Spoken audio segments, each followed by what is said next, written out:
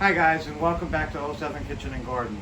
I went to the store today and this pork tenderloin, well actually this is half of it, was on sale for extremely cheap. I got this entire tenderloin for $6, which means we're gonna have a good dinner tonight.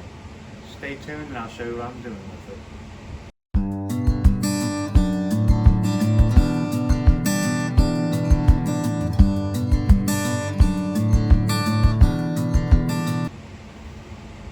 Okay, so what I'm doing is we're going to do an oven roasted tenderloin.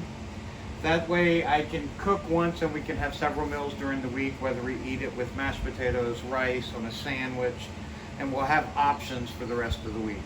So the first thing I did was cut the tenderloin in half, and I put one here and one there because I didn't have a pan that was big enough to fit them all. And what you're going to want to do is season both sides. I'm going to be using a little bit of Tony's, which we use in pretty much everything. This is some fresh cracked sea salt, a little garlic powder, well, what am I faking? A lot of garlic powder, and some black pepper. I'm just gonna go basic with the seasoning because we are gonna be putting some liquid in the bottom, and it does have a lot more herbs and seasoning in it. So let's get this side seasoned up really well. And while I am baking it, as you notice, I am putting the fat side up.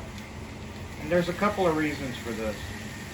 We are going to have liquid in the bottom of the pan. So what that liquid is going to do is moisturize it and keep it tender from underneath. But I also want the fat to harden and crystallize, almost like you have a crackling on the top of the pork roast.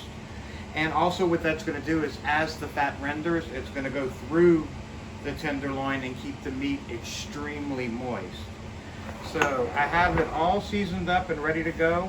What I have in here is some Better Than Bouillon, which is basically just a very good beef broth, but it does have herbs and onions and everything you would need in it.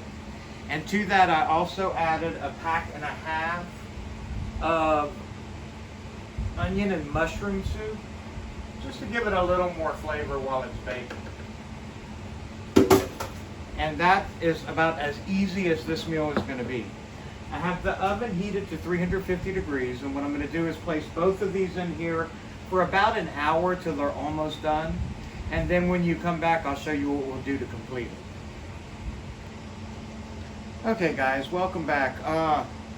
This has been baking an hour, and as you can see, the skin is really crispy on it, which is exactly what I was looking for. Now that it's pretty much cooked through, I want to take it off.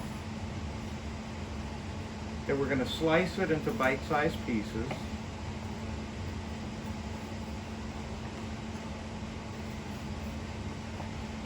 You can see it's so moist from not only the fat going down into it, but all the juices in the pan coming up through it.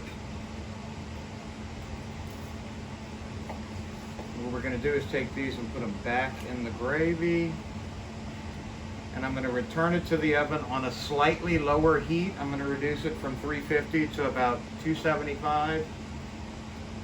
And I'm going to let it basically stay warm but continue cooking in the juices while I prepare everything else for the meal.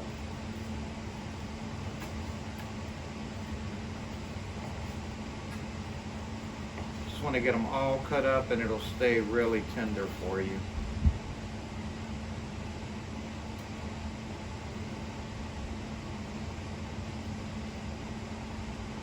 There we go. Now I'm going to just pop that back in the oven.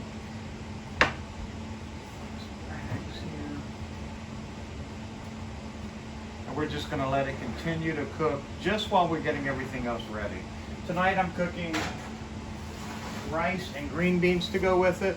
So as soon as that's done, we'll fix up a plate and I'll show you what it looks like. And there we have it, guys. The pork tenderloin's out of the oven. It's extremely tender, nearly falling apart, as you can see. Got a nice gravy that cooks into it. Very moist. And here's our finished plate. I did Just some rice and gravy with the pork tenderloin and some French cut green beans with smoked sausage and potatoes added. I hope you enjoyed this video and hope you give it a try. It's a really good, quick and easy meal that you can prepare any night of the week. Hope to see you soon and join us again for another recipe or gardening tips. Thank you.